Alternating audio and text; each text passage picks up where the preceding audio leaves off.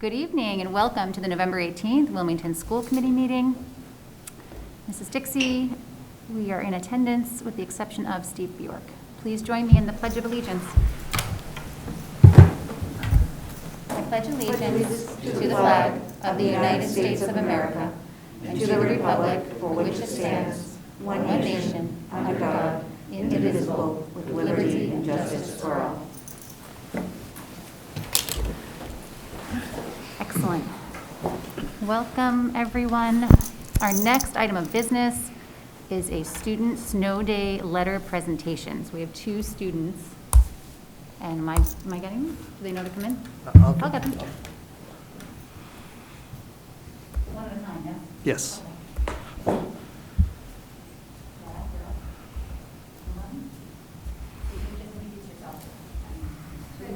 Yeah, that's you. It's you right here. Perfect. Thank you. Yeah. Okay. If you feel comfortable doing that. Yeah. Okay.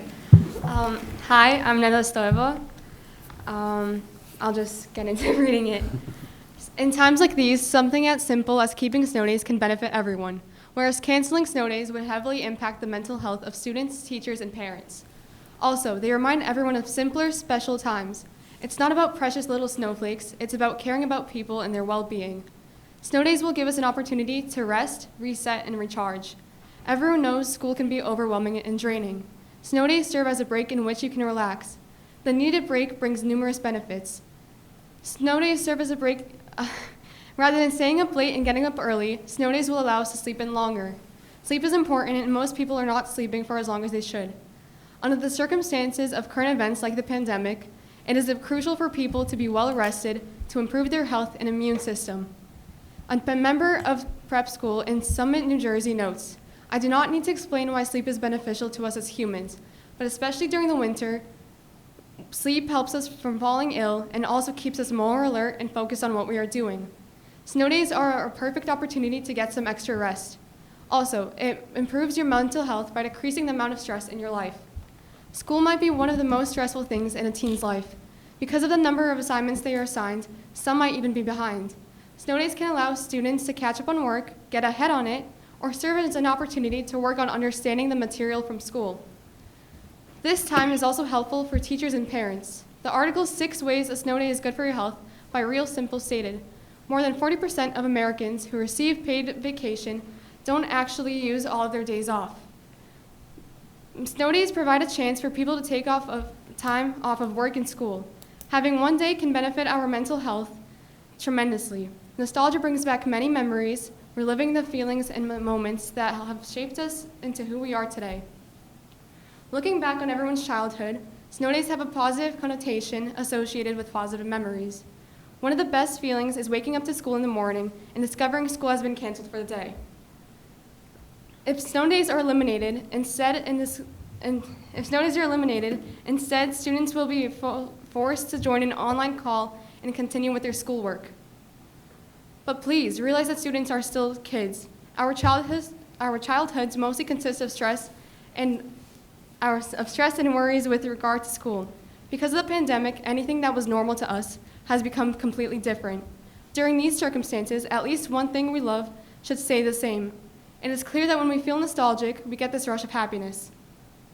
Hepper, a writer at Personal Communication Academy, further explains, when we experience nostalgia, we tend to feel happier, have higher self-esteem, feel closer to loved ones, and feel like that life has more meaning. Everything around us has changed or is changing, but snow days can and need to stay the same. Some might argue that having snow days during remote learning is pointless now that we have our computers and can join online class calls. However, it is proven that when it snows, especially heavy wet snow, it is more likely for there to be power outages. During power outages, students will not be able to continue to work. Along with this, it is necessary for students to have a break. School is so draining, and once in a while, students must have the opportunity for a break from the monotony and pressure. Because snow days critically impact students with the numerous benefits it brings, the school districts should keep traditional snow days intact. Snow days allow us to rest because as students, we do not get enough sleep during the school year.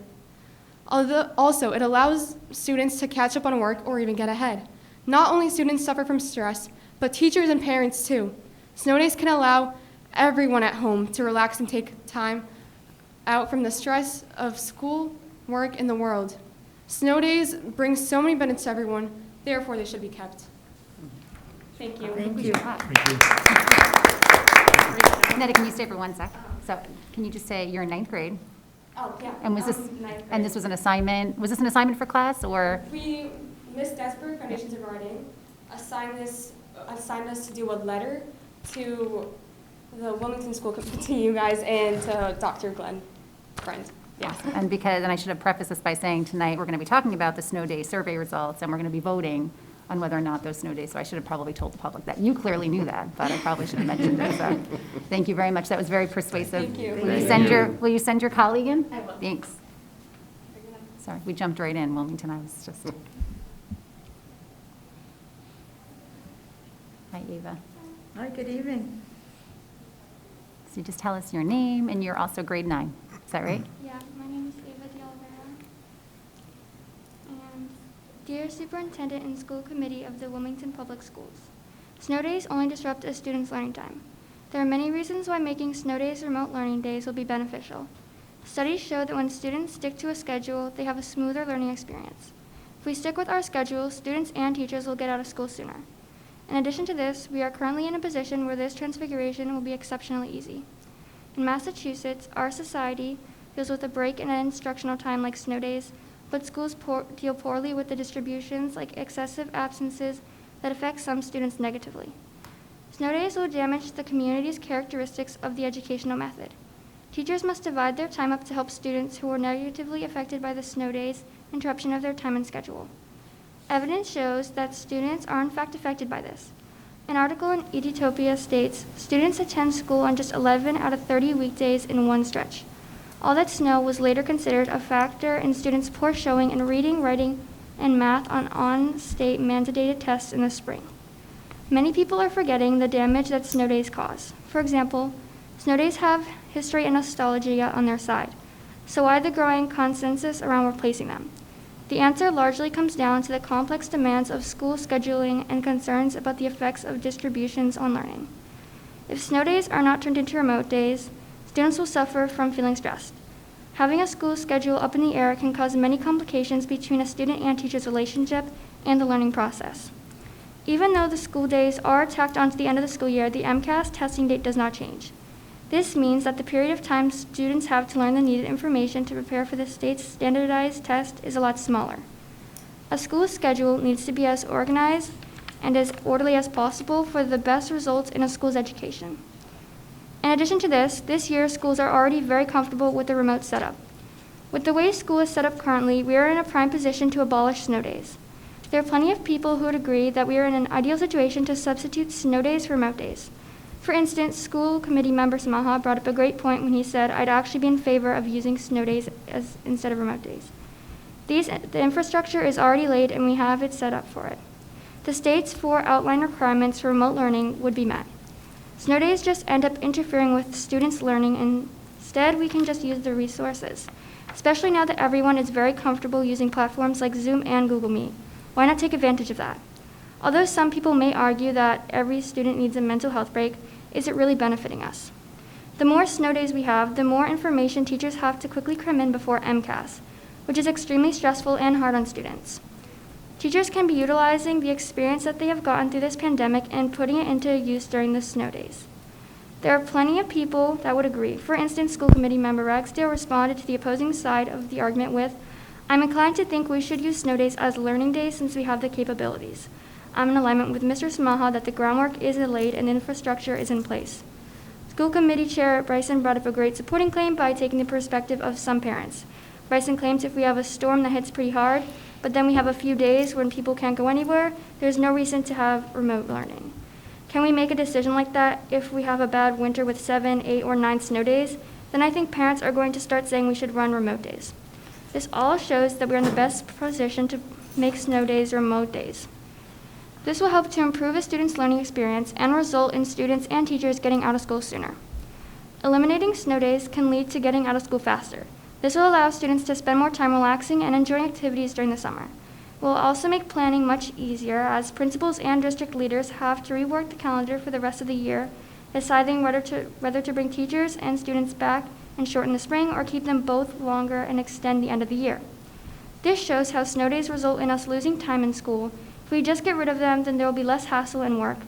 There are so many benefits of losing snow days. The school community can focus on events instead, which will make them bigger and better. Plus, with the days and weeks already off included in the school calendar, there are so many days off. If there were no snow days, then we would be able to enjoy our vacations as is and even have an extended summer vacation.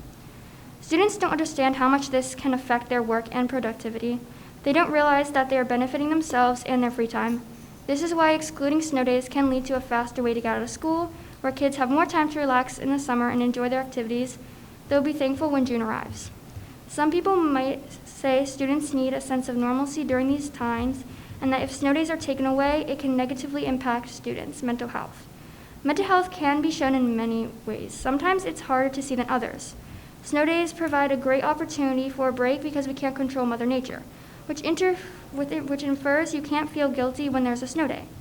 There is a free day that you can't help, so it somehow tricks your brain into feeling less stress and more relaxation. Snow days help our body and mind relax. They can leave a lasting impact as kids create moments like building a snowman. This is completely wrong. A sense of normalcy would be having school every day of the week. This is normal because this is what we do. We go to school on weekdays. Mental health doesn't become better within one day out of school. If you miss one day of school, your brain will not stop being stressed. The next day, you will have a huge wave of anxiety and stress from not being productive. When there is a snow day, you don't feel guilt because you don't know what to feel. Once you get the call in the morning that you don't have school, your brain doesn't process this correctly. This is because once you wake up, your brain isn't fully functional. After eating a good breakfast and getting ready for the day, then your mind is ready to take in information. Snow days should not be the reason to relax your mind. Your mind should relax on its own. It shouldn't have a specified day and time. Snow days also don't have the excuse to impact your life. There shouldn't be a need for snow days to create moments in life. Snow days have pros and cons, and this year, they aren't needed in our school district or any school district. The cons have much more reasoning and evidence to support than the pros. From straight-on learning, the position to abolish snow days, and how it can lead to a faster way out of school, these each show how much snow days are non-beneficial and a waste of time in students' education. Snow days are unnecessary and overrated. They can ruin students' studies and education. In one way or another, these snow days are crowded into an already spacious school year. Let's not forget that the school year is only 170 days. Thank you. Ava, thank you very much. Do you have any questions or comments, committee? Good job. Nice job, Ava. Oh, Mr. Ragsdale. I'm curious about what some of the instructions for the assignment were. I noticed that both of you used some evidence from other sources, not just your own opinions. Was that part of the assignment? Yes, so you had to go and you had to use some websites, and you made a bibliography about all of them, and then you have to write whatever you supported. Did you watch our whole school committee meeting or just pieces of it? I'm kidding, you don't have to answer that. That was excellent. Thank you very, very much. Thank you. Thank you. If I just may Yes, add, please. boy, oh boy, I would hate to be you. You have a tough decision to make advising the superintendent. But we are going to talk further about snow days, as you know, further in the agenda under old business item number 7. So you have a chance to think about the pros and cons that you just heard. That's excellent. Thank you. Thank you to the students for coming in. Thank you to Ms. Desberg's 9th grade English class. Thank you very much. All right. The next item on our list is public comment. And our first commenter is Kara Stone. Oh, there's no one here. Okay. All right, so if they do come, then we'll go back. Okay, perfect. Thank you. There were also comments submitted that you've all received and read ahead of time. It was Keith and Libby Kuhn, Joy LeMay, Ziam Pan, and Natalie Hayduck. So we have those, and those will be entered into the minutes. Next, we have approval of items by consensus. We have approval of minutes, October 28th, 2020. Is there a motion? Thank you, Mrs. Burns. A second? Mr. Ragsdale, all in favor? That is unanimous. We have warrants G409, G410, G411, G412, G413, R210, R211, R212, L24, 25, 26, 27, 28, 29, 30, 31, 32, 33, 34, 35, 36, FS 12, 13, 14, 15, 16, 17, 18, and 19. Is there a motion? Thank you, Mrs. Newhouse, seconded by Mr. Fennelly. All in favor? That is unanimous. We have warrant CF10. Is there a motion? Mrs. Burns, seconded by Mr. Samaha. All in favor? That's unanimous. Payroll ending 10/28/2020. Mrs. Newhouse, thank you. Mr. Samaha, all in favor? That's unanimous. SPED 04, 05, 06, 07, and 08. Is there a motion? Mr. Samaha, seconded by Mr. Fennelly. All in favor? So that is 4 and 2 abstentions. All right. Item 6, Superintendent's Report. That is you, Dr. Brand. Thank you and good evening. And just for our WCTV folks, hopefully I'm on. I noticed the green light is not on the microphone, but hopefully we have good audio. So there are a number of items, under the Superintendent's Report this evening. Item 6A, Community Health Update. I'm going to ask Ms. Dixie to allow into our meeting this evening virtually through Zoom. Ms. Doreen Crow, I believe, is here along with Shelley Newhouse to provide the school committee and our community with a bit of an update in terms of where things stand as it relates to the ongoing pandemic situation. Ms. Newhouse or Ms. Crow, are you there?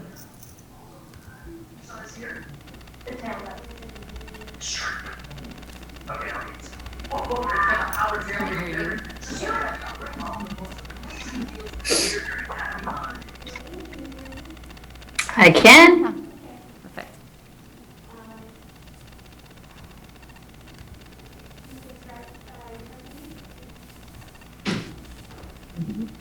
Shelley, you're up.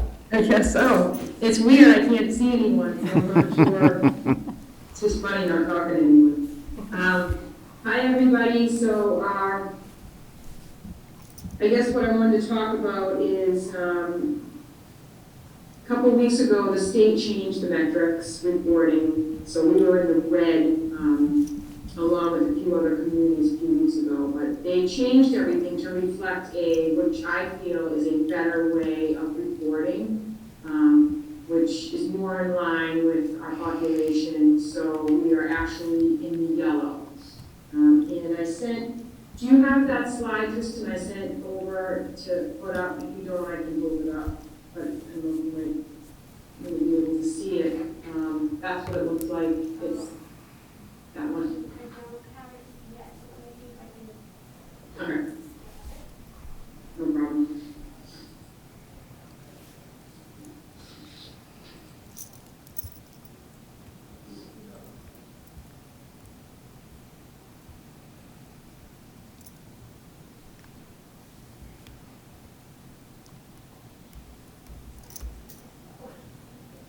That's okay.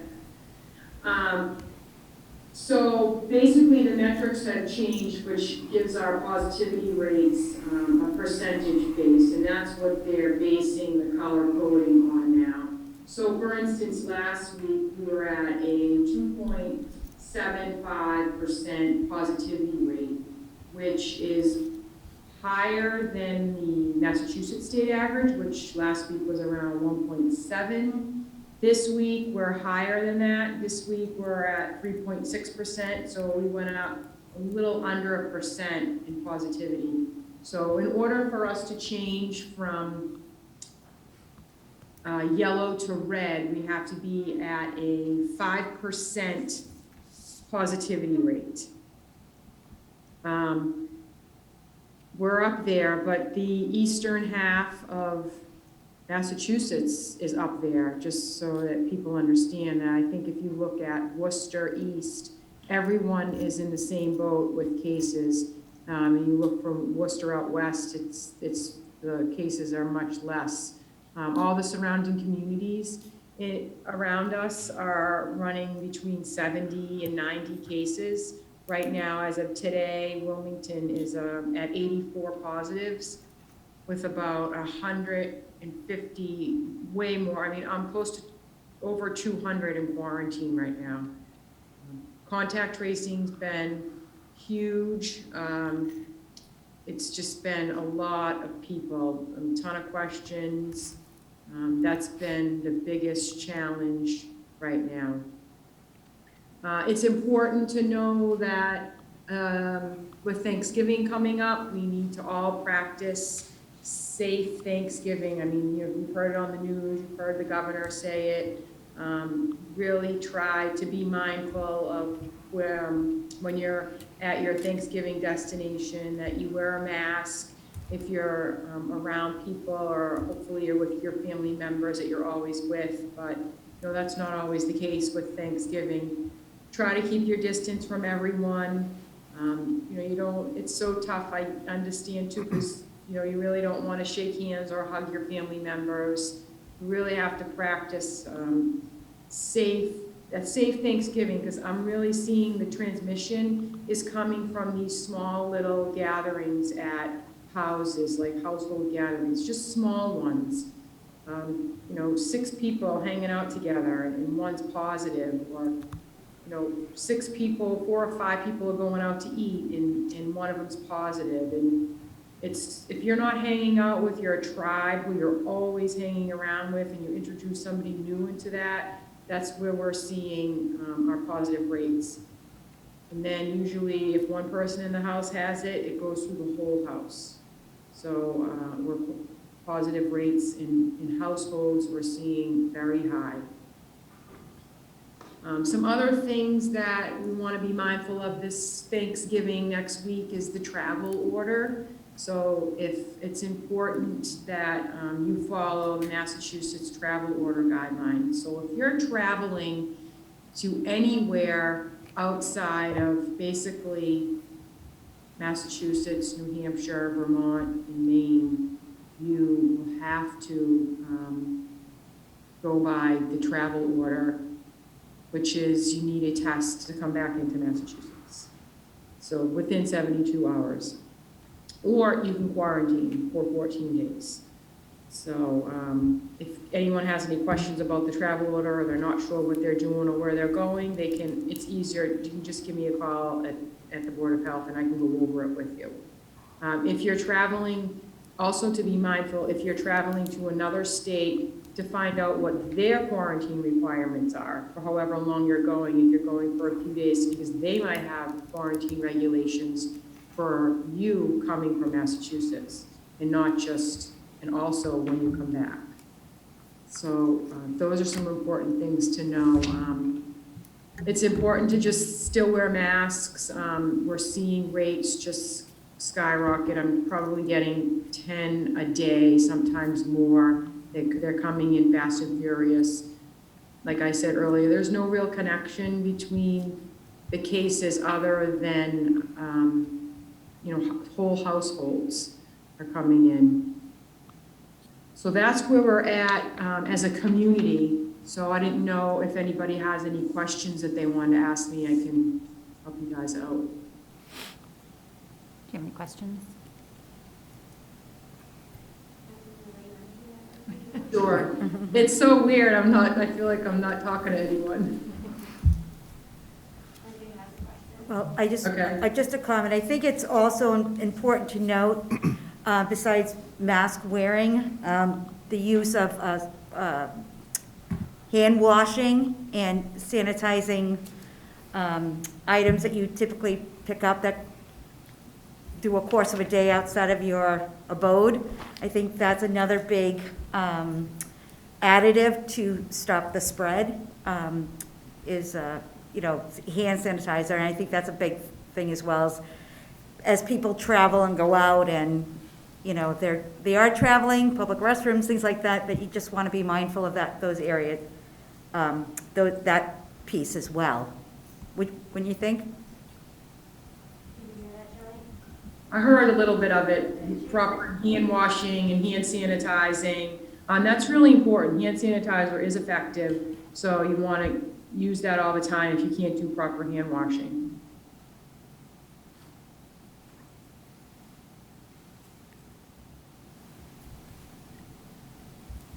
Is Doreen going to speak too? Yeah. I have a question about schools, but I think I'll save that. I'm going to listen to Doreen first, and then, is it okay? Okay. Of course, sure. Ms. Crowe, did you have anything that you wanted to add right now?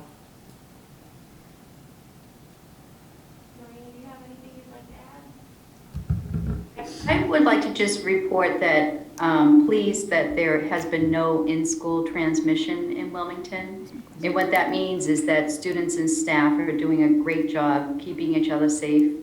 Everyone's following the protocols. People are staying home if they're sick. People are social distancing. Everyone's wearing masks. Everyone's practicing good hand hygiene. So I'm very proud of our Wilmington community.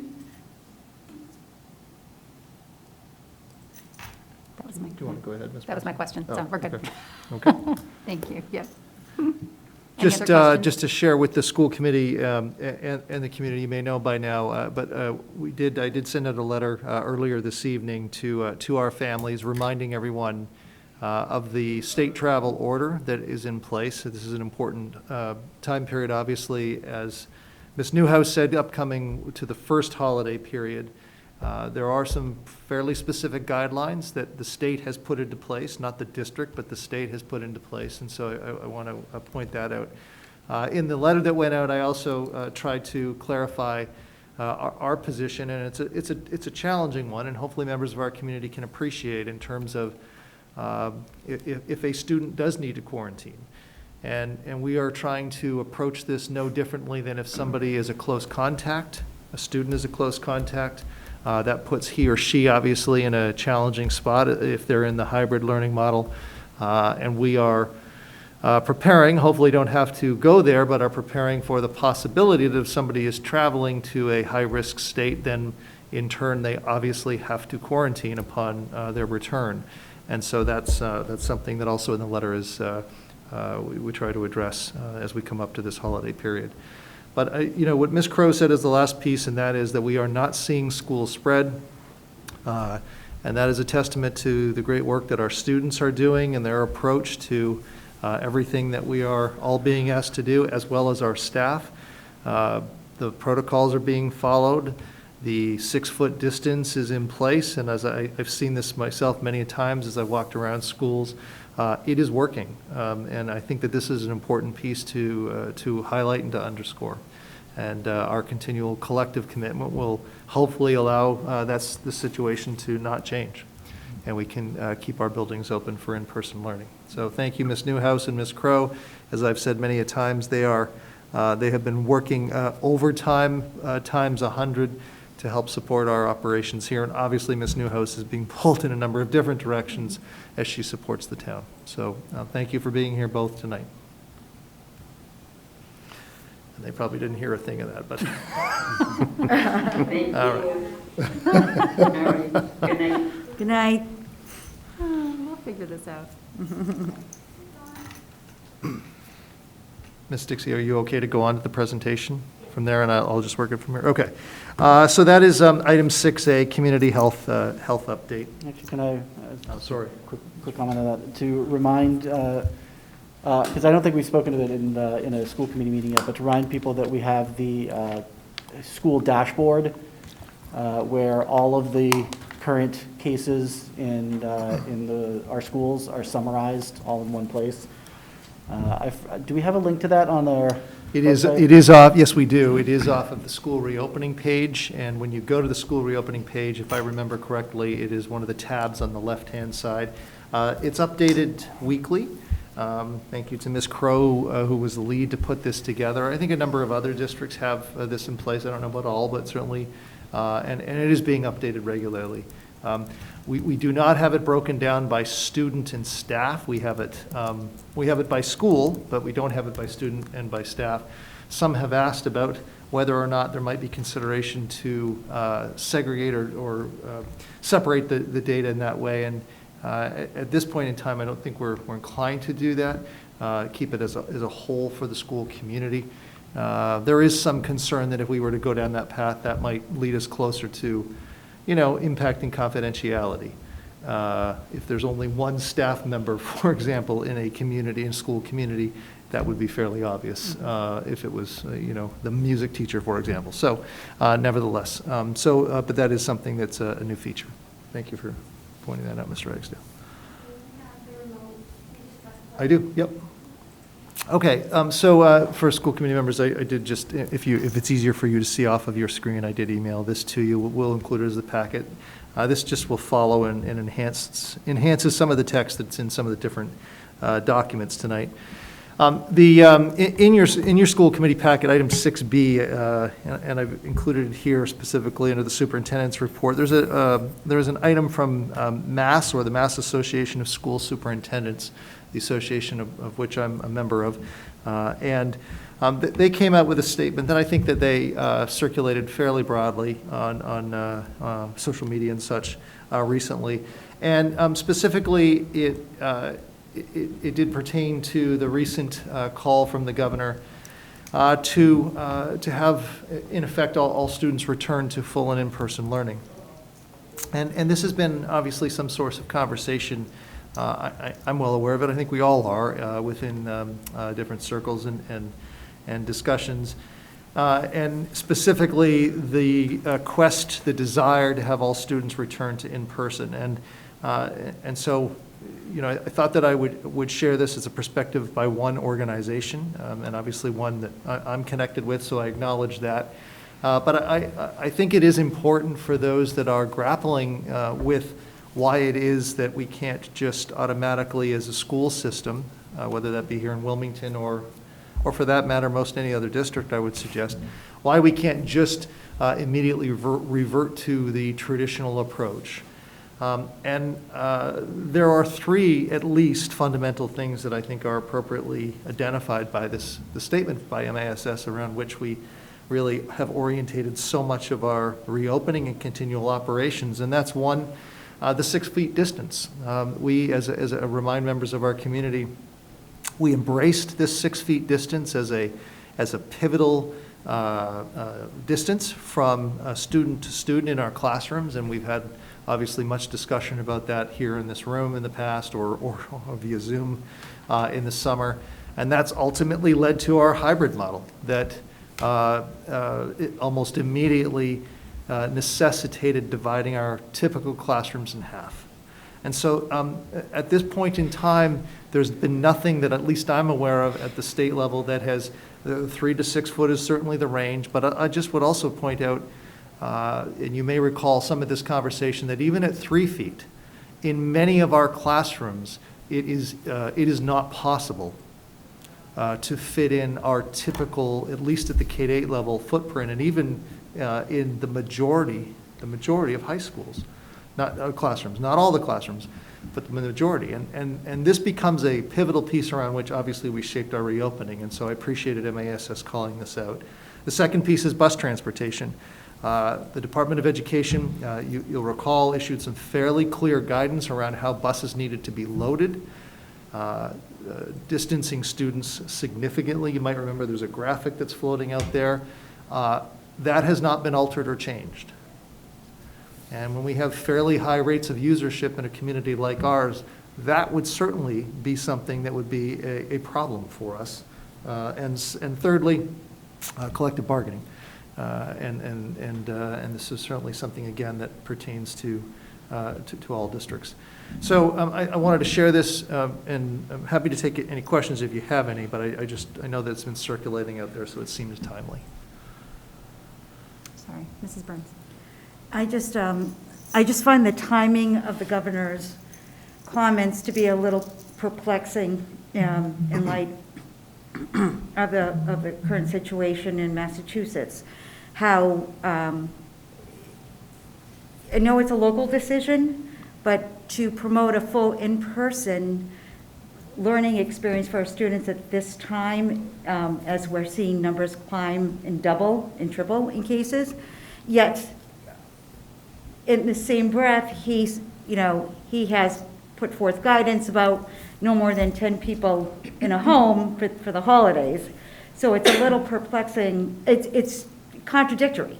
And it's a bit of a hypocrisy. And I just find it a little odd with regards to how he's approached this pandemic in the state. And I too have to agree with you in having discussions recently with other school boards that this situation impacts just about every school community in the Commonwealth. A lot of them running into the very same situations with regards to distance, with regards to transportation, and staffing is the other issue. So I think this, it was, when I read it, preparing for the meeting for this evening, I was very excited that MASs was so quick in their response to the governor's and the commissioner's recent announcements. And I hope to see that MASC will also take up that and support MASs and with the same concerns, if not more. Thank you. Thank you, MJ. Are there other questions or comments?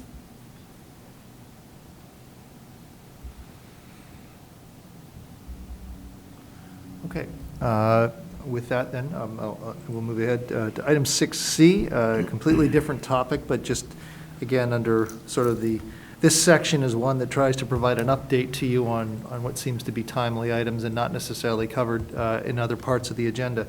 So the school start time, as you'll recall, the work and the focus on taking a deep dive look at our current start times and how those align with research and what's considered to be in the best interest of students and so on was a really central piece to our strategic plan, as you'll recall, that kicked off last year. And I was so excited and so pleased with the contributions of so many from our community who really rallied and came together to serve as representing different stakeholder groups, many stakeholder groups. And they embarked upon this work fairly shortly after the year began. And we're working very hard on a timeline that was to deliver a final report to you as a school committee around their findings, around their recommendations, and things for consideration as it relates to our start times in the district.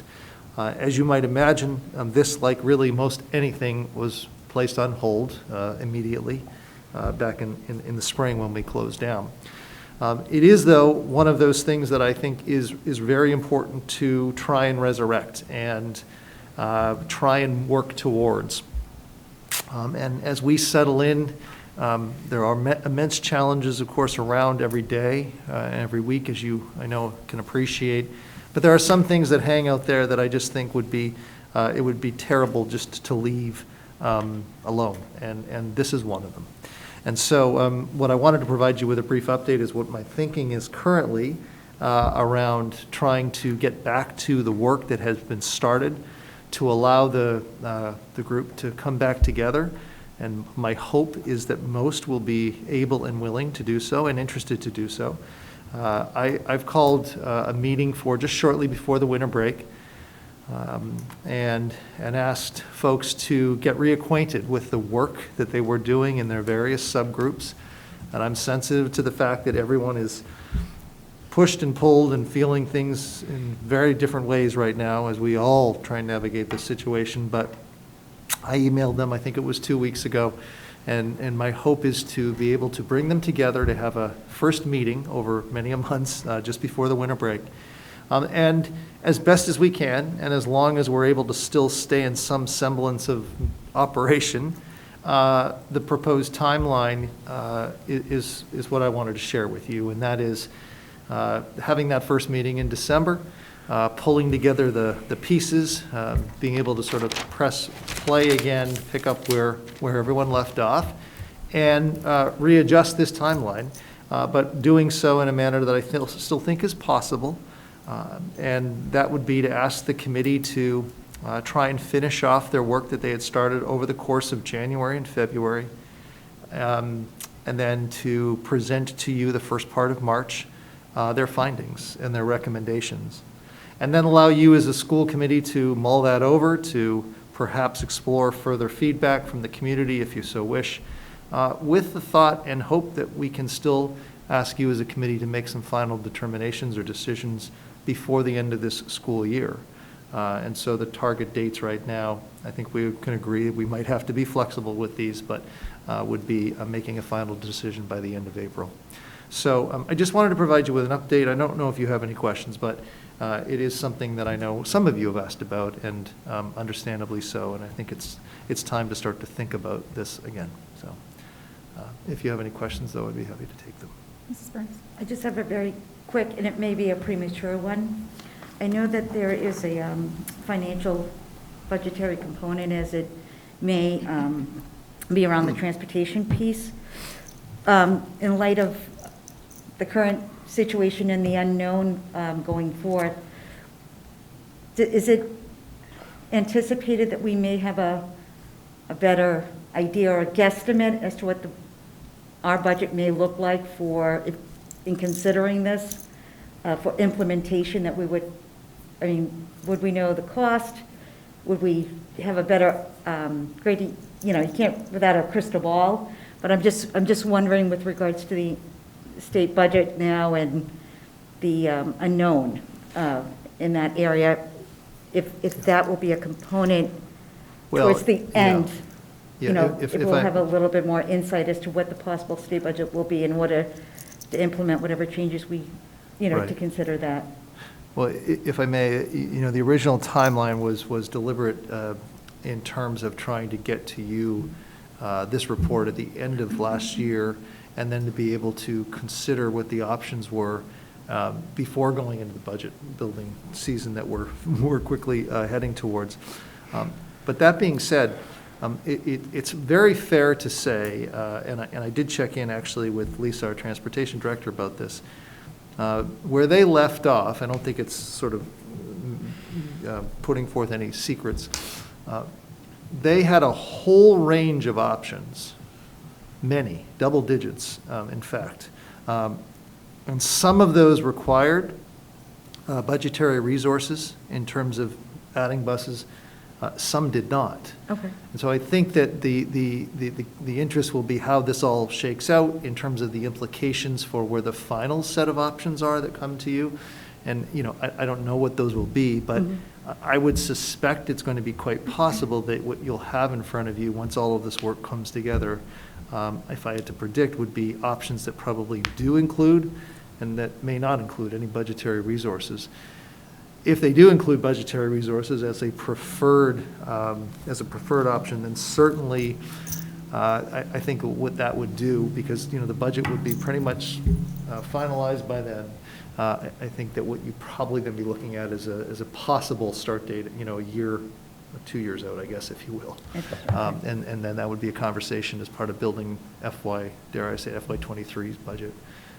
Alternatively, if there's an option ultimately that meets the community's needs and aligns with the recommendations, then if it's a non-budgetary change, I do think that it would be very possible to consider if you were inclined to make that adjustment for next school year. Okay. Thank you very much. Sure. Mr. Ragsdale? I want to talk about the timeline for a little bit. So the original timeline was that we get the report last year, it's circulated somewhat over the summer, we take a vote in the fall. So this is now pushed back so that we're potentially taking a vote in the spring. But the idea would be, at least best case, is that still that we're looking to make the changes and have new start times for the 21-22 school year, beginning basically, 10 months from now. Right. Going to that fall. So we're still trying to stay on that original timeline Yes. when the new start times would begin. But then, because of this budget issue, depending on what the options look like in April, we may have to make a decision between, here's something that we could implement for next year because it has no additional budget consequences. Yes. But if we really feel that this is the best option for the district and it's one of the options that does require additional budget, then, because as you say, we're almost at town meeting at that point in April. The budget is long since, a done deal by that point. So then as you're saying, we have to potentially push that off till the 22-23 school year. Perhaps, yes. Not certainly ideal, but perhaps. And I did think about whether or not there's a way to accelerate, this work. But I just, in talking to some different folks, but people are, there's so much going on, and to ask people to come together even sooner than what I'm suggesting here, I just don't think, especially now that we're upon the holidays, it just didn't seem realistic. So it became clear that unfortunately we wouldn't be able to catch the wave of the budget for at least next year at this juncture right now, anyway. Okay. Okay. That brings May I us- just, old business? We'll go right on to old business. Sure. Yep, thank you. So the text that's here is strictly taken, or directly taken, I'm sorry, from the memo that is in your packet. And it's, again, reiterating where we're at in terms of snow days, and back to how we began the meeting, with some things to think about in terms of if you as a committee want to approach inclement weather, mostly referred to as snow days, different this school year. As a quick recap, the Department of Education, the Commissioner of Education, has made a decision to allow for the ability of school districts, with a decision made at the local level, to utilize for this school year only to utilize snow days or inclement weather days, otherwise when schools would be closed, to have those as instructional days that count against what this year, as you know, is 170 days. So in a typical school year, if a snow day is called that forces the closure of the school system, that does not count as an instructional day towards the 180 days. In this year, that certainly could be an approach, but the commissioner, as stated, has provided a little bit more flexibility and has in essence said, if the decision at the local level is to allow such a day,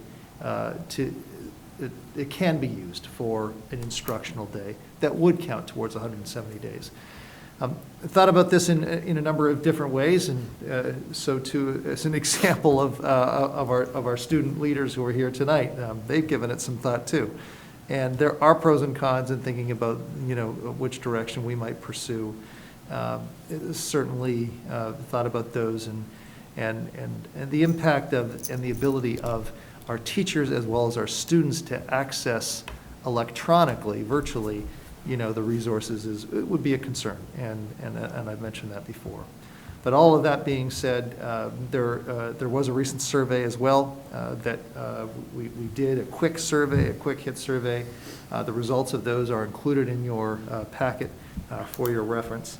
And ultimately tonight, what I'm hopeful for is some direction from you as a committee in terms of how you'd like us to proceed as a school district, and what leeway that you'd like to give me in terms of designating these days, if we have any, this upcoming year. All right. Are there comments or questions? Mr. Ragsdale.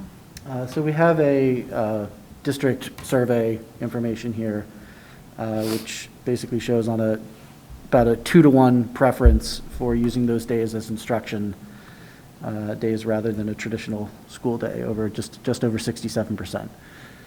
Do we have any information on faculty preferences, on staff preferences?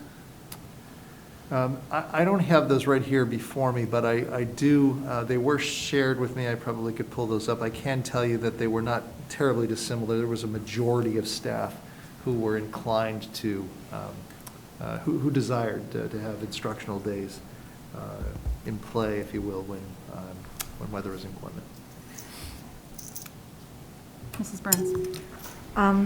I think I'd like to kind of agree with the proposed motion with giving Superintendent Brand the ability to call it however he'd like, because I think especially in light of what's probably before us for the next couple of months, I think it is important to find a balance between utilizing these days so we're not running into July, but balancing the mental and social and emotional health of our students and staff.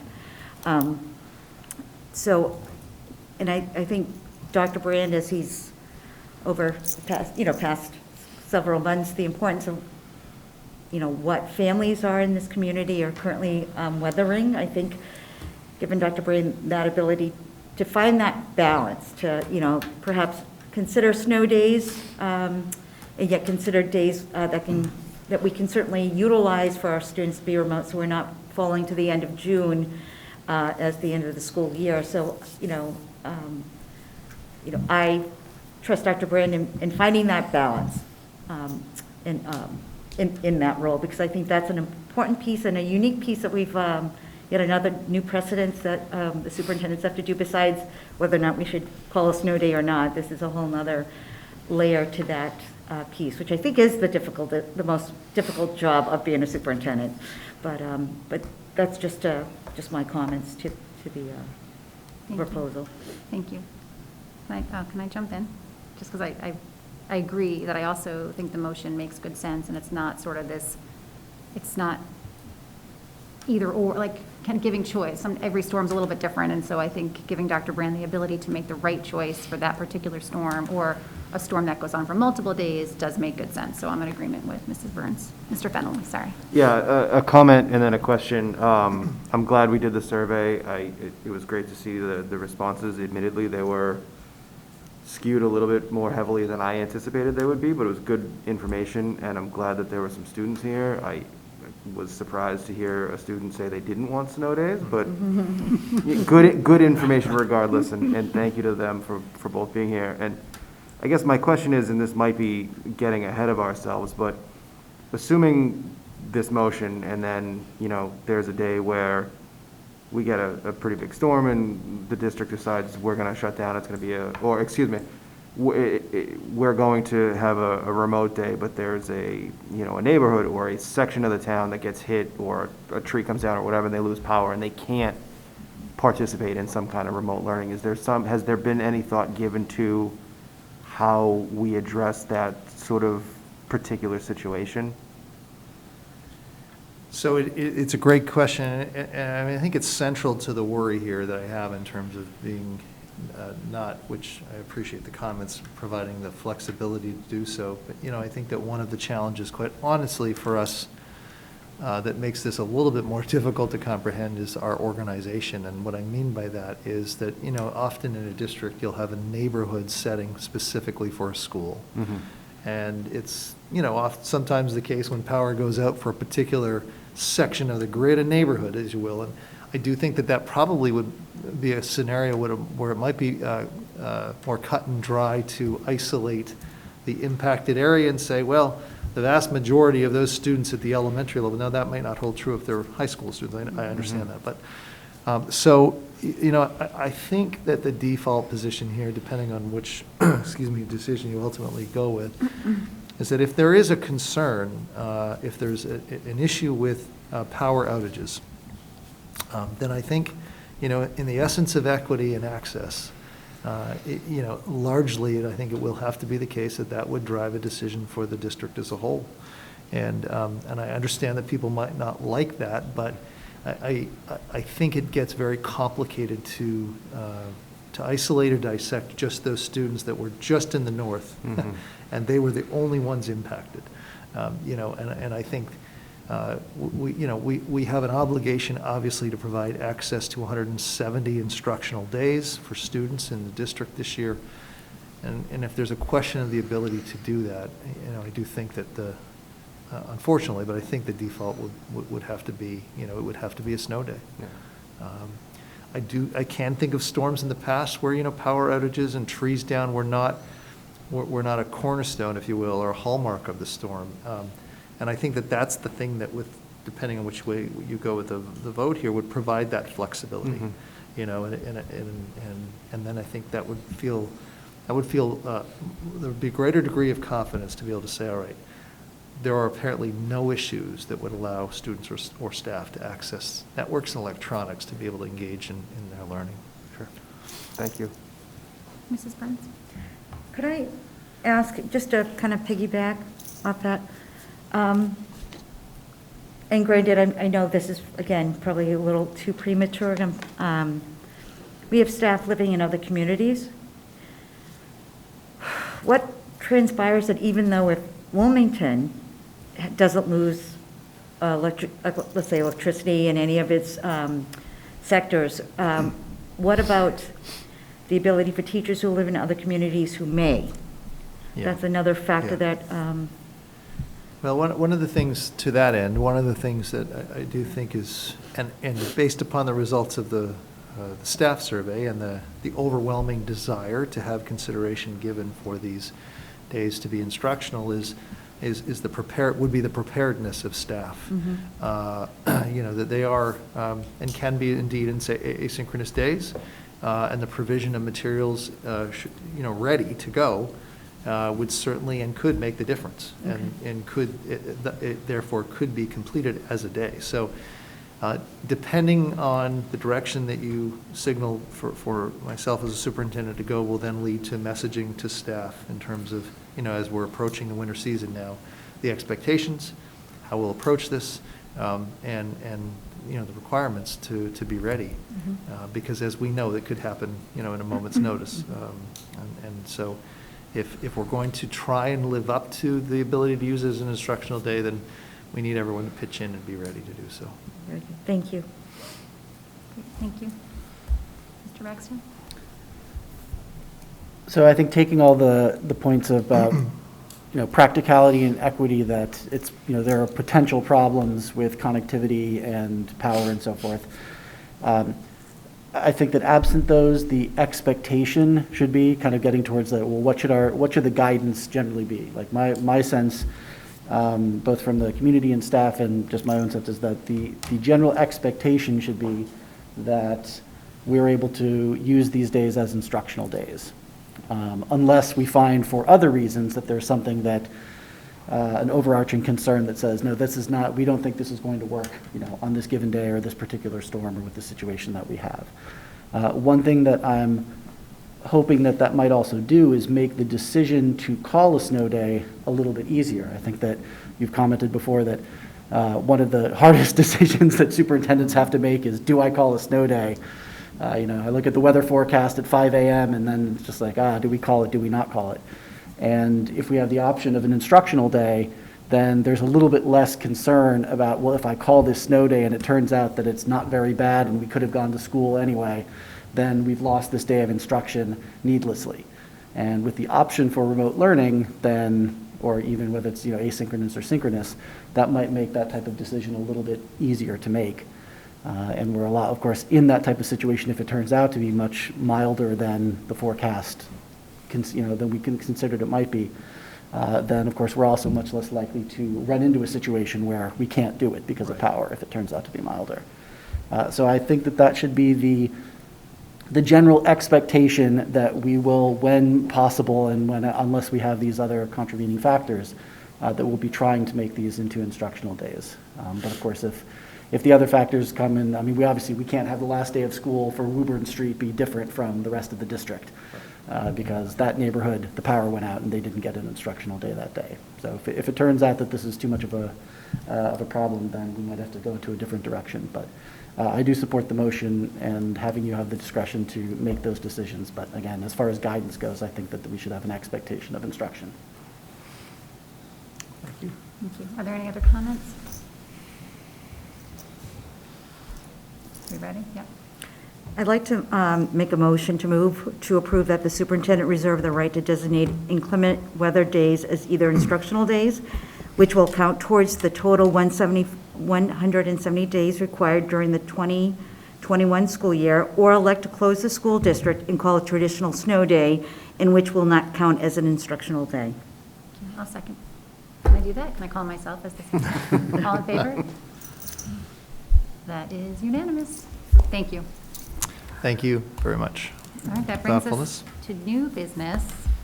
Item A, school reopening update. 4 items, all fairly quick, I think, under this section, but, you know, we're still carrying this section, obviously, on the agenda, and at some point, maybe sooner than later, it can drop off. We're open, I recognize, but there are some things that still are circulating related to at least our operations, you know, as we make our way through this year, that are just a little bit different.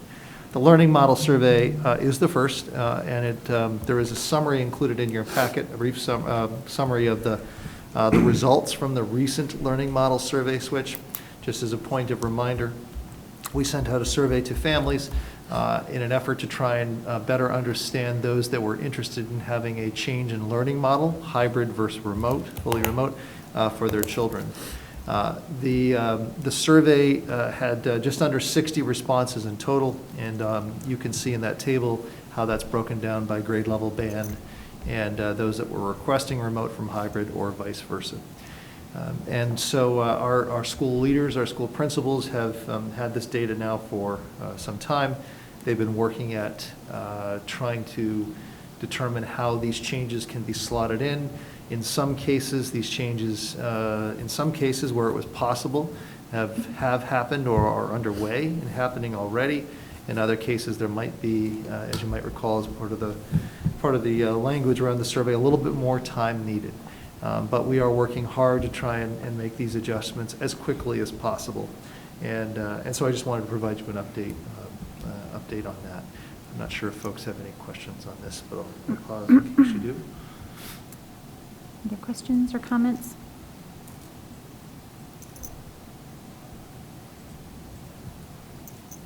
Dr. Were you surprised by the numbers? I was. I don't know why, but I thought that there might be more.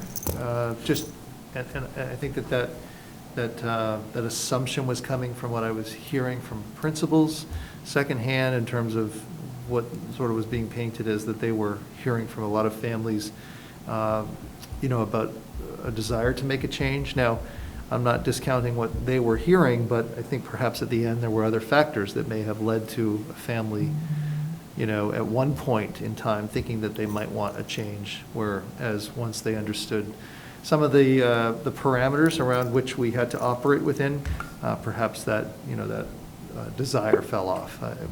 We won't truly know. But as I've said before, and I appreciate the understanding of our community, even though it's in some cases I'm sure very difficult. We are right up with our class sizes in a lot of different areas, and so moving a wide band of students from one model to another, it does have actually implications. And so it is, as I've said before, it's more challenging than I think we ever thought it might be back in the summer. But thank you to the good work of our principals who are working hard to try and make these accommodations and adjustments as quickly as can be. Just have one combined. So I don't see it anywhere else. So I'm just looking at that number of students requesting remote from hybrid at the high school level and wondering if families are aware of what that actually looks like, because there is such a difference between what's happening through the middle school in terms of synchronous instruction. And so I'm sure the parents are made aware of that prior to a shift being made. But that does bring me to a point that I would like to discuss maybe at our next meeting and sort of examining again cohort C at the high school. I do have families reaching out, and there is a growing concern and feelings of just equity across the district that I think we do need to come back to, thinking through those numbers. And seeing that number was actually surprising to me, because I've gotten a lot of parents feeling as though their high school students aren't getting enough with that Wednesday synchronous. So I was like, oh, interesting, 13. I wonder if they are aware of what that model looks like. So just something to put on, I think, for next time would be helpful. There has been some talk for item 8B, new health metrics, but certainly wanted to acknowledge the shift that has been put forth by the Department of Ed and the DPH around the health metrics. And of course, Ms. Newhouse mentioned this earlier in the evening. But the memo outlines specifically the new system, and it's coupled with guidance from, or updated guidance from the Department of Ed, or DESE, in terms of the efforts to try and prioritize in-person learning. And on this point where there's lots of terms and lots of positions taken on this, and I would again continue to say very simply, we here in Wilmington, like most other districts, are doing just that. We are prioritizing in-person learning. We're doing so within the specific guidance that was put forth by the Department of Education. around transportation, as we said earlier, around the distance within classrooms and so on. And so we are prioritizing in-person learning. And where it is the case that a family wanted to opt from fully remote, which, as you know, the Department of Ed provided as a choice for families, we will make that happen. So we are prioritizing in-person learning. I would strongly suggest to anyone we're doing so within the parameters that we have before us to work within, which by default is the hybrid model for right now. So, extracurricular update. In terms of all of this focus on the things that are so different right now in so many ways, of course, across our school system, this is a snapshot of what is more the same, albeit different in the sense that it's virtual. But we're very clear with staff, and that is if beyond their work in front of students, whether that be literally in front of students in person or through a computer, for those that wanted to provide extracurricular activities like we would be doing or they would be doing in normal time periods, we absolutely afforded that opportunity for staff to come forward to their building principal with a plan, a suggestion around how they might do that particular activity, whether it be student government or some drama club or anything else in between. And as long as that plan could certainly work within the parameters and such and be executed right now, at least virtually, those activities have been green lighted. Those advisors have been allowed to go forward. And so this is an array of the activities, I'm told, at the high school that are up and running or will be up and running if they haven't officially started. And so I think, there's good news and lots of different things that are happening. I think that this is one of those, that we have many students that are involved in activities that if things were normal, they would otherwise be. And things are in a little bit different place at the K-8 level, but there is work underway if things haven't started in a particular school. Of course, the number of just offerings in general is very different at the pre-K to 8 level, but nevertheless, there's activities that are starting to roll. Staff are starting to I think, feel more comfortable and sort of locked into routine now, and so I think we'll see more coming online in the weeks and months ahead. So just a brief update on extracurricular, and then somewhat similarly, nothing for a slide show here, but winter activity update, or athletics, I'm sorry, in your packet, item 8D from Ms. Muzio, our athletic director, who is going to be here with us tentatively in the middle part of December to give you a more extensive update, a recap on the abbreviated fall season, and just in general where things are going. But the update there, winter athletics, provides you with some of the updates in terms of the seasons. There's obviously lots of shifts, as you know, going on around athletics. I can tell you the conversations are still ongoing with both the athletic directors as a whole, MIAA. There's lots of different entities a part of this, but things are shaping up and on course, I would suggest, to making some final decisions late this week around exactly which activities for the next season, called the winter season, are going to be underway. So stay tuned. It will be a far more abbreviated list. The final set of activities, there's two things I would share with you. Number one, the Middlesex League is very much in sync with the activities that are going to be finalized and offered. That is to say that Burlington won't be offering anything different than Wilmington across the board, and I think that's appropriate given the constraints. And that's number one. Number two, the consistency around the particulars of the guidelines in place will be closely followed, but it will be it'll unfortunately be a truncated list. That these guidelines are being set by the state. They're not being set by Wilmington or Burlington or just the Middlesex League. And so it's some of the many constraints that we're all operating in right now. But there still will be activities for some of our students and student athletes, and so we want to give you a sense of that. And that is it under the reopening section, unless there are any questions. Questions, comments? Thank you for providing that. I'm just thrilled to see so many extracurriculars up and running, and the fall sports that have been able to run, I think has been really just such a great opportunity for our high schoolers. So thank you for sharing that.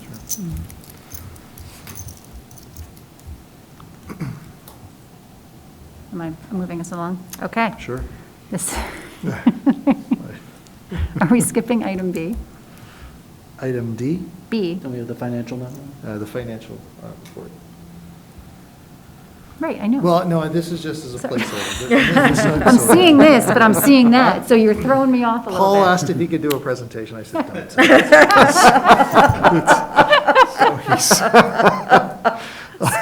Oh, man. So I was trying not to say, wait, are I'm we sorry. skipping Yeah, B? no, I was trying to no, be I'm calm. sorry. Okay. Okay. So B, Mr. Ruggieri. That's Thank you. In your package, there's our financial report for FY '20. As you can see, we did survive the crazy year. We ended the year with a positive balance of a little over $220,000. We have discussed this with the town, and the town is going to work with us as we move forward for use of some of these funds that are left over. We have in FY '21, as you can imagine, there's some incremental expenses that, just really didn't anticipate. One of the biggest is staffing.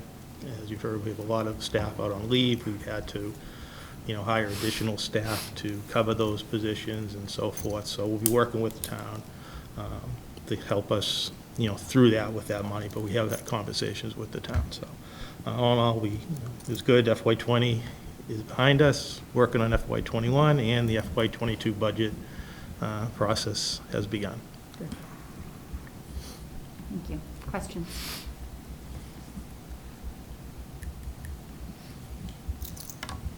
Just keep up the good work, Paul. Thank you very much. All right. MASC, conference report. Did you want to do the goals? Is that it? Well, I don't know. No, I'm sorry. I know, I've it's very caused confusing to confusion. have this. Pretend that's not there. Please pretend that's mine. Please pretend that's not there. Tell that to the No, I public, can- I because won't they're do this probably again. seeing that. Sorry. Would you like to wait to subcommittee? Do you want to wait till the I end? can do it at any point. No, go ahead, if you're ready, that's fine. Okay. Yeah, thank you. Sure. So the MASC Delegate Assembly took place November 7th. It was through a Zoom format, and they had this great voting device where we would vote to the resolutions. To start it off, we have a new president-elect for next year, which the term will start in January. Andrea Wadsworth ran against the current sitting president-elect, Deborah Davis. So she'll be our MASC's officer January 1 when they switch over.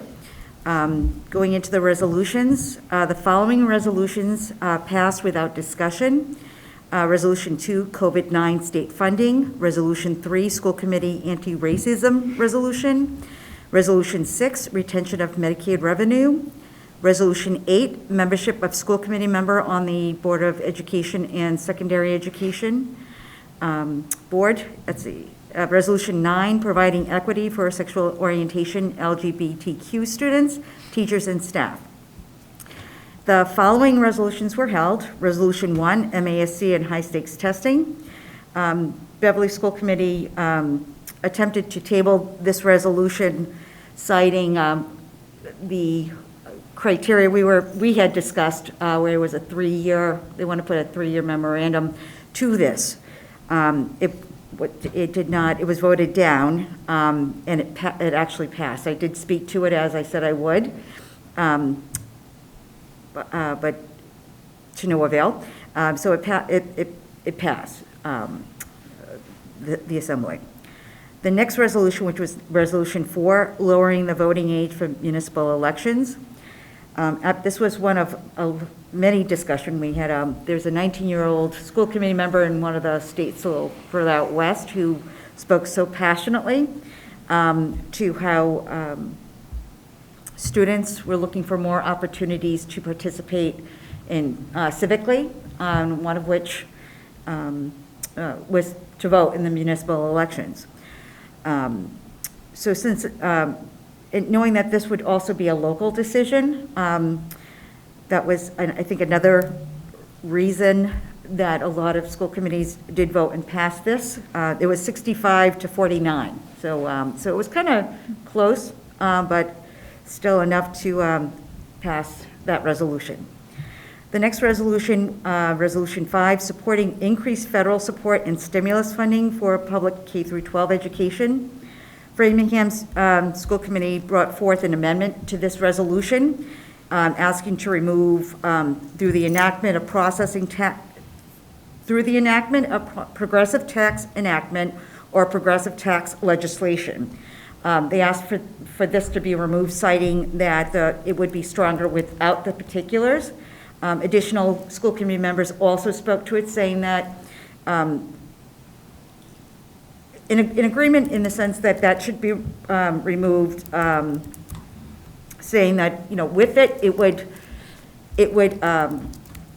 limit potential other revenue sources where funding could come from. They did not want to limit with particular funding, you know, tax legislation or progressive tax, because things could be created with the new administration that could benefit the funding for this piece. So the amendment passed, and then from there, the resolution did pass, 117 with 1 against. The next resolution that was discussed was Resolution 7, attempts by the United States Department of Education to direct funding to private schools. Beverly School Committee once again requested the resolution be tabled, citing if necessary, whether or not it be necessary in consideration with the change of presidential administration. So that was voted down, and the resolution passed 108 to 6. So, and then the last resolution taken up was relative to the monitoring of attendance of students during the pandemic. Pittsfield School Committee brought forth a motion to table this resolution, citing that the first paragraph of the therefore be it resolved that MASC advocates for legislation and regulation that protect the rights of parents to withhold their children from school for reasons of their health status or health risks, and further. And there's another line, a part of that therefore, which states, and concerns due to the COVID-19 pandemic. They felt that language, and I think Mr. Ragsdale did bring it up at the time of our discussion, they felt that the language was too vague and that it gave parents too broad of a stroke to keep their kids out of school when, you know, kids need to attend school. It's the law to participate. So they asked for this resolution to be tabled, which it was. And the Delegate Assembly did table it, so that'll come back up probably next year at some point, whether it be with edits or revisions. So that was the outcome of the Assembly. It was a very unique experience, to say the least, but I thought MASC did a spectacular job in getting all of us on Zoom consistently, but it went very well. Does anybody have any questions? Just a thank you. Oh, Mr. Ragsdale. And just were you able to attend any of the other presentations? I that were given? was not able to in the morning. The joint speaker, I didn't have the opportunity to log in at that time to do so. But I heard it was well. Did anybody else have any opportunity? It was on equity, I believe. So yeah, and as it was about a 3-hour meeting. So. Balancing the family, but yeah. Thank you, we're grateful. But it was very well done, though. I was very impressed. Excellent, thank you very much. Of course. All right, now it is time for the long-awaited slide. Everyone's on the edge of their seats at home.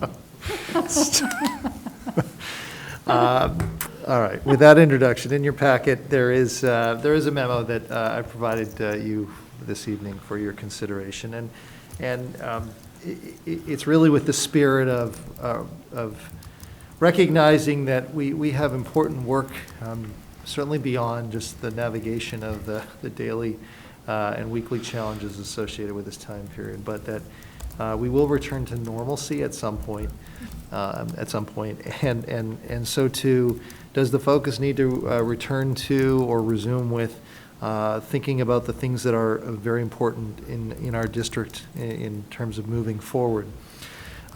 In addition to superintendent goals, there's also the strategic plan. I mentioned that earlier with the start time committee. And I would like to propose bringing the strategic plan back to the committee also for a revisit, because as you can appreciate, most of the work within that has been on hold, understandably. But it also was reflective of contributions of so many people and such a great plan. And so the time at some point has to be to return to that. And in that same way, it's the superintendent goals tonight. Normally, I would have before at the beginning of the year, or just before the beginning of the year officially, goals for your consideration. And so after talking with Ms. Bryson as the chair and Mr. Ragsdale, the thought of bringing forward goals now seemed appropriate, but also doing so with the understanding that unlike previous years, these goals would span a time period that would be for not only this year, but into the next year, just given the circumstances. And so what I wanted to do tonight is just share with you some of my thinking around 3 goals in particular that are not included as part of the strategic plan, but I do think are important to consider. And obviously, I with all of that, welcome your feedback. So really categorizing these as improvement goals that would span the 2021-2022 school year. We're obviously almost at December, and as we know, December flies by quickly. So really, these are goals that would start with your approval in the new year. The first goal is around the WHS Wilmington High School program and our vision of a graduate. And I've had a few conversations with Ms. Peters as principal of the high school, and we talked about this from a number of different vantage points. The school is going through the NEASC accreditation process, as you know.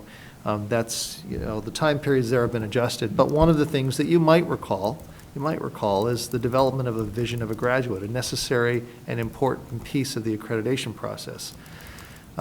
One of the important foundations for that vision of a graduate in any school is a strong alignment with what the program of studies and overarching experiences are for students.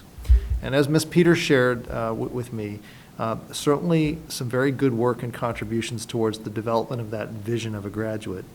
But what has not, for a variety of different reasons, really been addressed in a very thoughtful and deep way is how the program of studies at the high school, how the schedule, how the range of experiences for students passing through 9th through 12th grade, how or in what ways might there be opportunities to adjust those experiences to better align to the vision of a graduate and better underscore or undergird what it is that we want a graduate of Wilmington High School's experiences to include.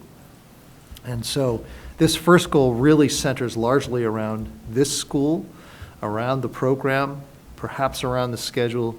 And when I say experiences, I'm thinking, as an example, the senior internship or senior intern study that she's recently launched, Ms. Peters recently launched. That would be an example to me that falls into that category. And there undoubtedly are many other things. And so this, again, comes from conversations with Ms. Peters. She's very supportive of this. And I think this is very important because otherwise what we could be left with is a vision of a graduate but sort of doesn't go deeper to that. And, the program here is something that certainly we need to take a look at as well, too. We also need to do so in light of enrollment. I think that's a real aspect that needs to be considered, and balancing, again, what is it that we want to be able to and can provide students, and how does that align with our enrollment direction as well, too. So that's goal number one. I can go through all three if you'd like, or do you want me to pause for each one? And if you have questions, we can do it that way, whatever you prefer. I'm comfortable with you going through all three, but is that okay? Okay. Sure. So that's okay, yeah. Okay. Okay, and within the memo, you'll note, I've carved out a suggested timeline and specific outcomes. The second goal has to do very specifically with the middle school. And this is one of those elements or one of those aspects, of our district that certainly came to my attention really shortly after arriving to the district. And that what we know to be true is that a couple of things. One, as I've come to learn, really the program of studies as well at the middle school hasn't, it seems like for some time, really been carefully reviewed or addressed in terms of checking on its currency, if you will, in terms of what really is still considered essential for a middle school experience for a student passing through there. The schedule as well is something that by and large has remained relatively static for a very good period of time. And also coupled with all of that is enrollment. And how does enrollment intersect with the organization of the school? Most of you, I'm sure, are aware that it's organized with teaching teams. And anytime you get into that kind of a framework of a middle school, there are different structures within the teams, different staffing, and those are all they consume obviously the personnel resources, and it's a very different structure in a building than the high school or elementary school. And this is not atypical from my experience in any district that's operating a middle school structure, the teaming approach, like we do here. But for all of those reasons, I think that it's very timely to really take a deep look at that as well too, at the school and all of those pieces that I just mentioned, in an effort to ensure that what we have in place there best represents what we want for the students passing through there in their preparations to come here to the high school. And do we have the right schedule? Do we have the right program of studies?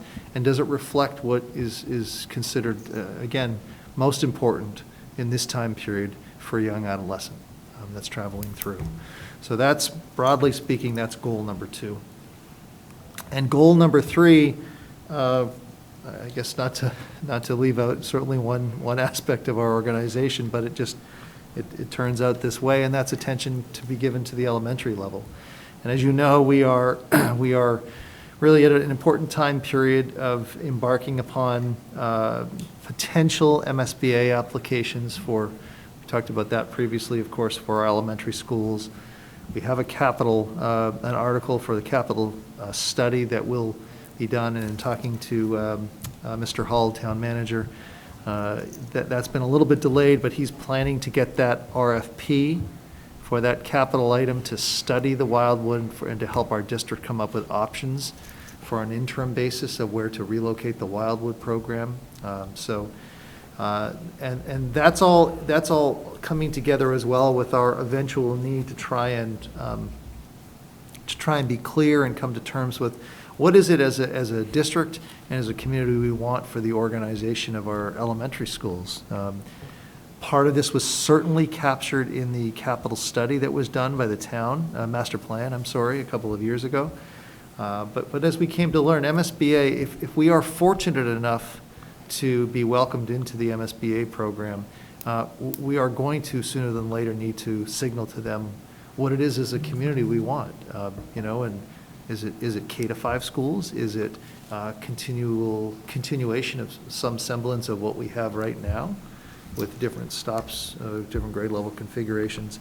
And all of that to me comes back to as well with the intersection of Wildwood and what are our options there. So this one's a little bit more difficult to wrap one's mind around in terms of possibilities, and I admit that. But I also, I think that we need to, at the very least, be prepared to work with what the possibilities are that come from the capital study for the Wildwood, because, you know, that's something that, as you know, and we all believe that's a real priority in terms of our operation. So those are the three goals, and, you know, I obviously put these under the umbrella of the superintendent's goals, our district improvement, but it will, of course, require a whole lot of assistance and help to work on these. But with all of that, I certainly welcome your thoughts and comments and/or questions. Thank you. Mrs. Burns and then Mr. Samaha. Thank you. I do know that several years back that there was some programming change. I don't know if it was for the better, for the worse at the middle school. Does your goal, are you including in that aspect for the middle school, goal 2, culture? Because I think it's been part of another aspect to the success, I think, of our students in education and whether it be programming and experience is directly related to the culture.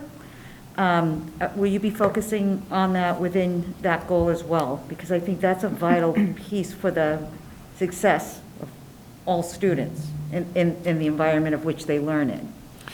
So it's a great question. I guess my quick thought on that would be that I see very much culture emanating out of what it is that as a school, the specific goals and directions are, and you shape, you know, with the personnel that you have and the members of that community, you really shape and help build that culture to align for the direction that you're going.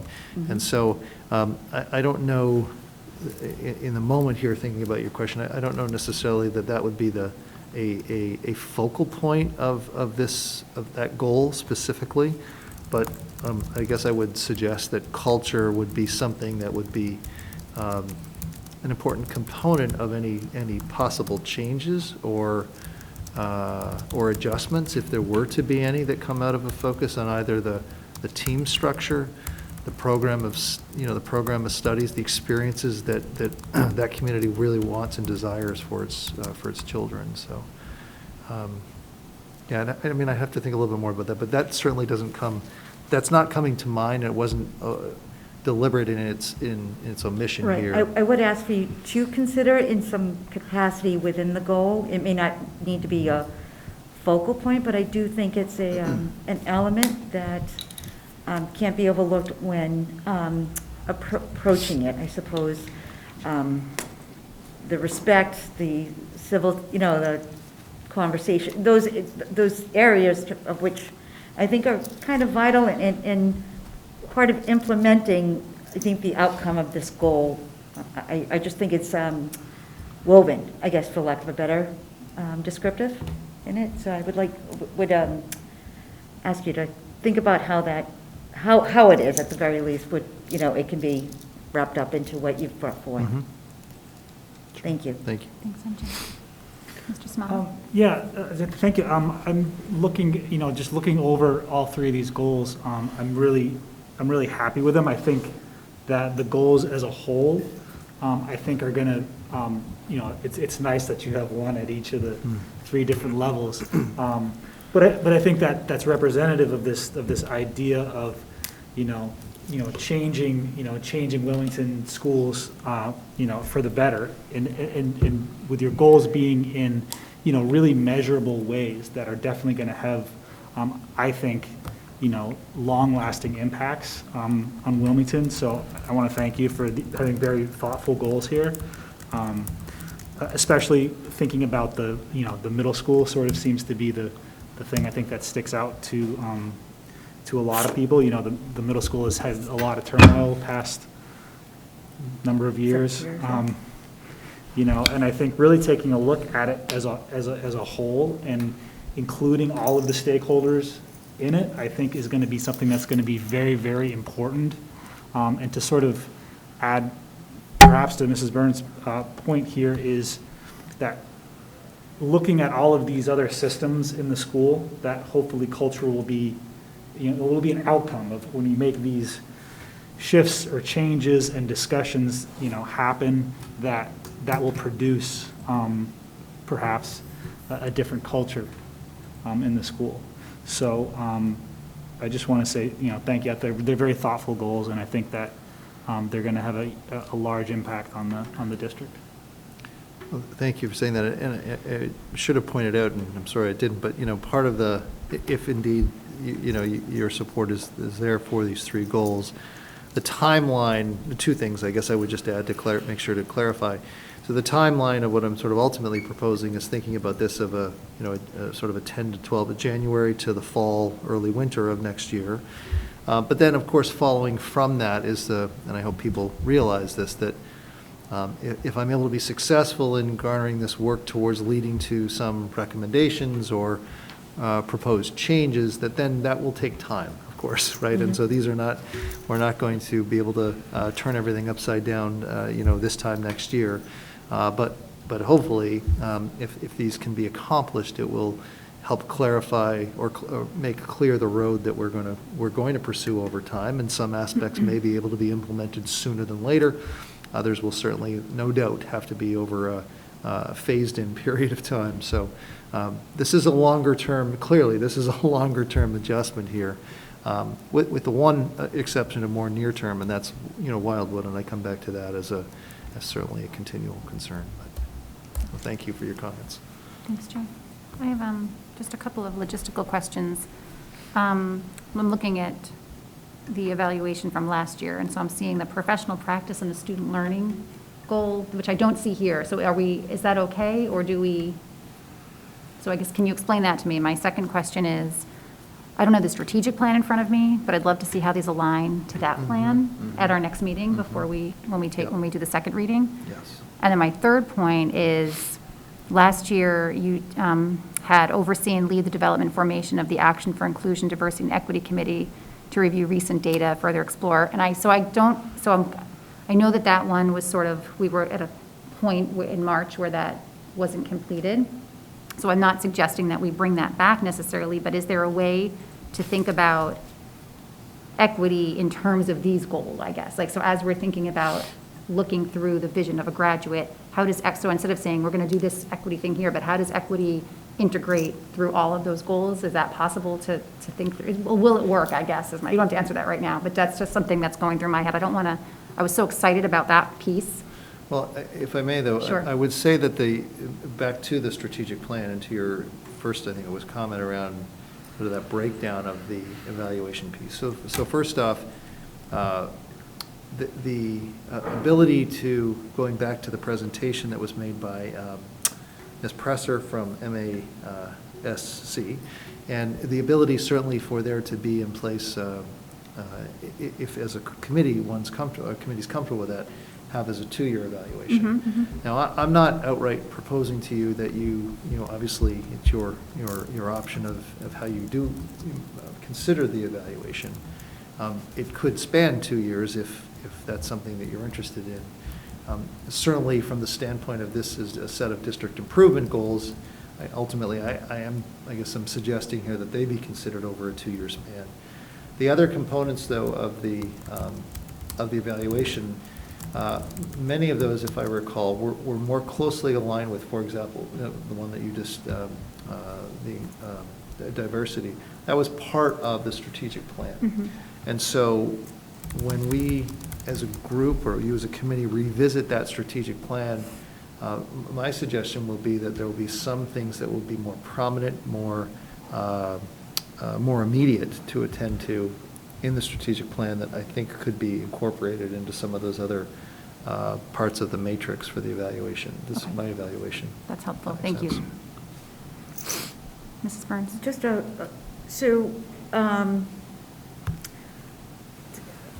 I can't recall, and this is why I'm asking, for if we do agree to this 2-year plan goal, do we do a midway evaluation? Do we have to submit anything to the Department of Ed midway of this, or is it done after the 2-year mark? And if that's the case, I'm not against doing waiting 2 years for the evaluation for the goals. But I think in order to remain organized and depending upon the transition of the board, that we have a very clear and organized way of evidence, especially since it spans that time frame, and there's so much that comes to us that we can look back in order to, at the end, be able to write a comprehensive evaluation and just, set forth, if we can be as organized as possible with evidence, whether it be in a file in the drive, so that we have one place to look at the time limit of evidence, and at a midway point, just reporting back to the board as to where one is on, your goals, just so that there's, I think it's only proper, for not only the board, but the community to see where you are, Certainly. in that line. So, Yeah. I think but that makes I don't great know sense. how that rolls out the evaluation piece, or if that's some flexibility that the board itself can make. Well, I think my understanding, and I'll investigate and talk with Dorothy, but the actual evaluation, we can actually wait the 2 years, but I think that it makes good sense to do sort of a midpoint. I keep wanting to say mid-tenure review, but Yeah, basically but, like a mid-goal review, like to just make sure things are moving in the right direction. Okay. And I appreciate those comments, and I think that's as important for me as it is for you and for the community to, whatever we end up with here in terms of because there could be transition, and I just think having that clarity will be, it's certainly important for me to be thinking about, so. Thank you. I'll just add that, I know, like, teachers, for example, when teachers are on 2-year plans, at the midway point of a 2-year plan, they get a formative assessment, and then at the end of those 2 years, they get a summative assessment. So I think, as we're thinking about how these things work together, that maybe using that model might make a little sense for us as well. And it may, forgive me, no, and I just, because he did touch upon something that was interesting with regards to the formative. As I said, with regards to there's a transition of board members, at least you have a board member's previous, like midway point that could also be, you could contribute to, since it would be sent forth, so that would be helpful. Mr. Ragsdale, I'm sure you have a question. Go ahead. I was waiting, I was being patient. Mr. Ragsdale. A few comments about at the secondary level. I think that I like the way that especially at the high school, that this is being framed, of starting from the vision of what we want a graduate of Wilmington High School to be, and then we work backwards from that to thinking about, well, what program of studies and experiences are going to get them to that point. It's kind of the way that we approach the strategic planning process, of looking at, what is our vision of the district in some number of years, and where are we now? And now we kind of work backwards from how do we get from A to B? Like, what are the specific action steps as we drill down to get there? And I think that it's a useful thing to also think about, even though we don't quite have the same, there is no, vision of an incoming 9th grader to the same formalized degree at the middle school that we have at the high school with the vision of the graduate, but I think it's a useful construct for thinking about that as well, for thinking about what do we want someone who leaves 8th grade and is about to go into high school to be able to do, and what skills do we want them to have, what values do we want them to have. And likewise say, is the course of studies that we're providing them at the middle school the right one to get them to that point? Because I agree, I think that we haven't really looked hard at what we're providing programmatically at the middle school for a while, and I think that's definitely just in need of some review, some analysis, and some looking around at what other schools are doing and what is sort of the current best practices in middle school education. A couple quick questions at the elementary and sort of the building issues.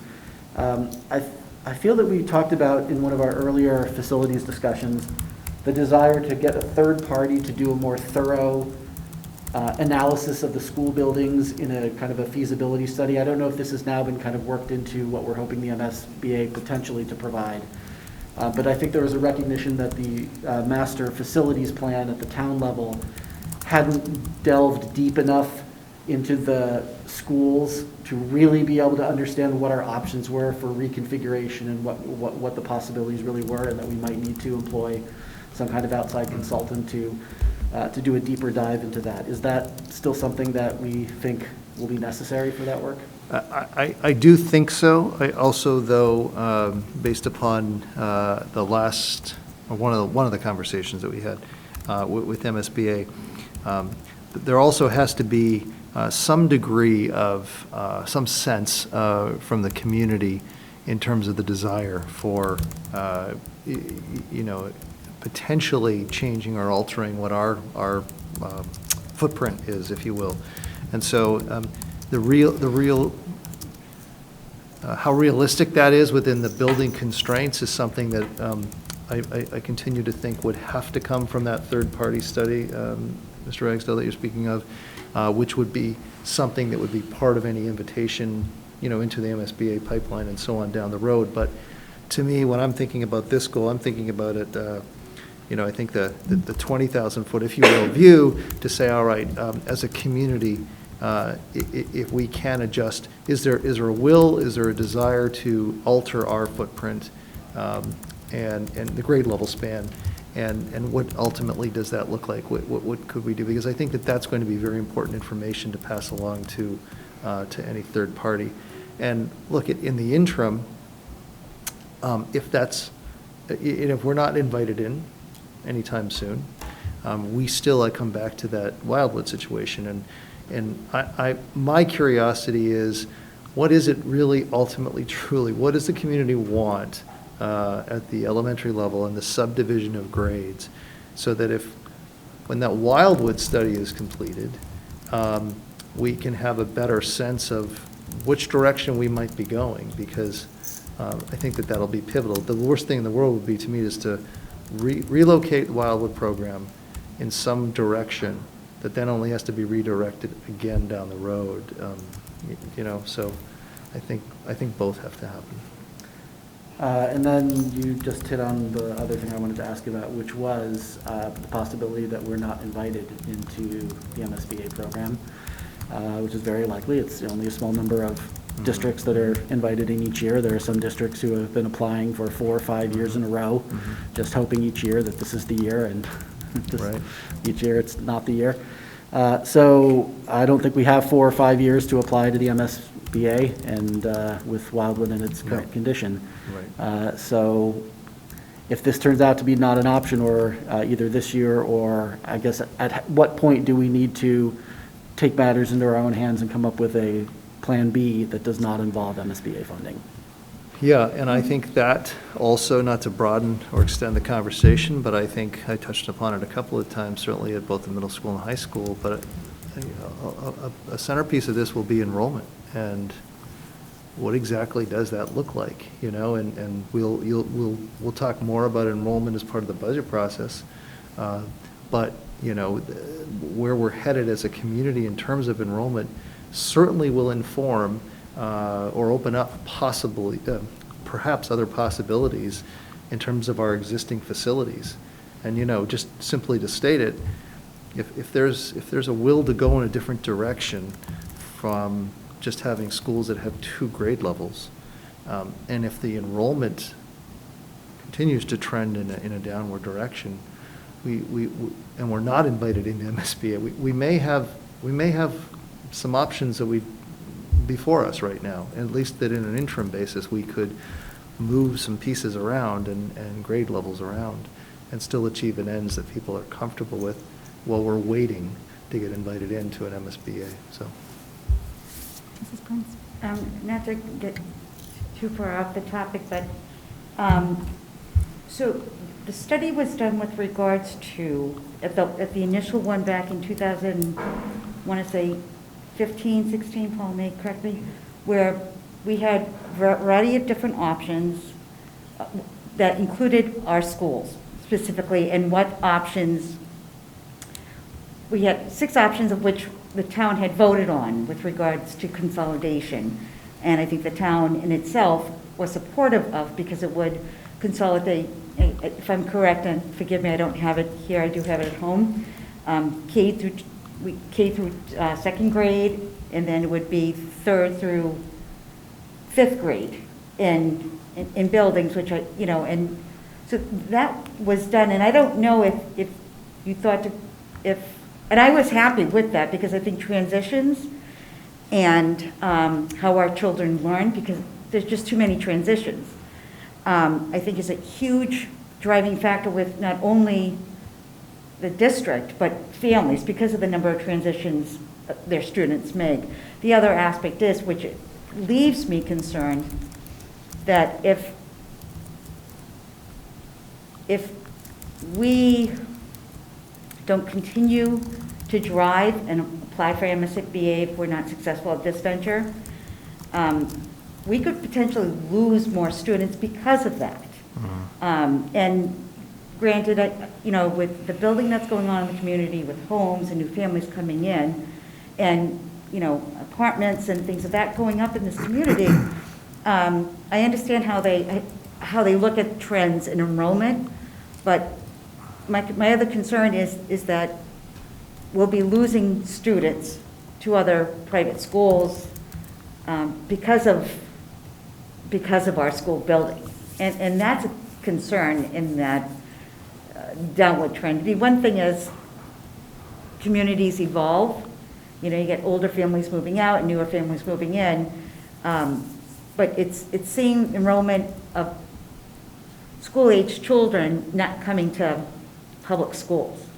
And that's a concern, you know, the programming and what we can offer. And if we're limited because of the current structures that we have in place, then that would be concerning overall to the vitality, I think, of this district and what we know we can offer to our students. And I think it would be a disservice to the staff, the professionalism of the staff, and the passion of the staff in this district, as well as the education that we can deliver. You know what I mean?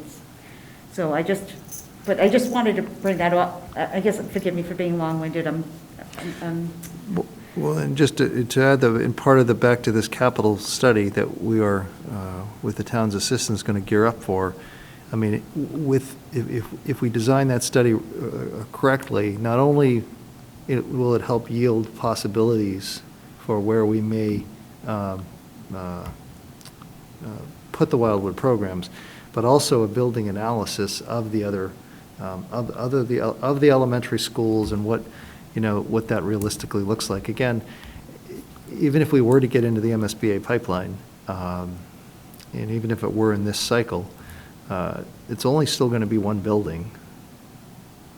And, we can't lose sight of that. It's only one building, and that facilities master plan identified a schema that had there were different ones that had multiple buildings, but it's only going to be one building. And so we still have, as a community, decisions to make at the elementary level along the points that you're raising that we have to contend with. There's only one building, even if we get invited in. And any of those scenarios had multiple buildings as part of the plan. And that's a bit of an issue for us. So can you clarify, because, forgive me, I know I'm losing my processing ability, so forgive me.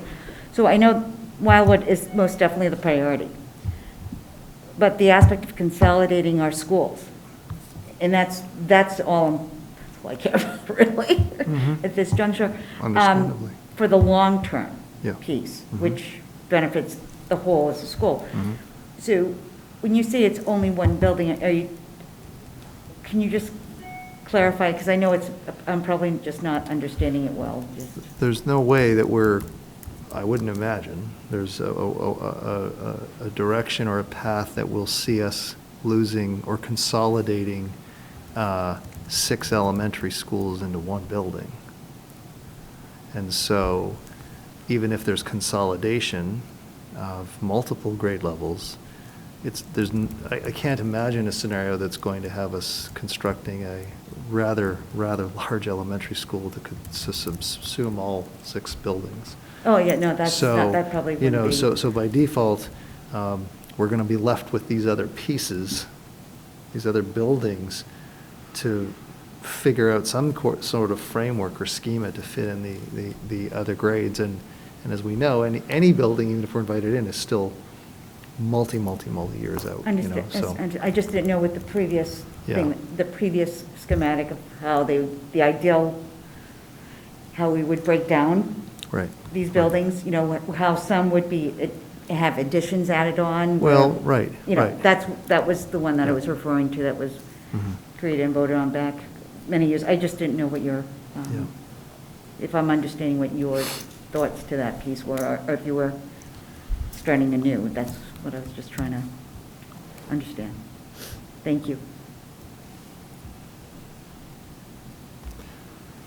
Well, these are here for your consideration and feedback, and I know you're maybe just digesting a lot of it for the first time, but I certainly welcome if you have other questions or thoughts after the meeting tonight, and we might, my proposal that they come back for a second read at the next meeting, hopefully.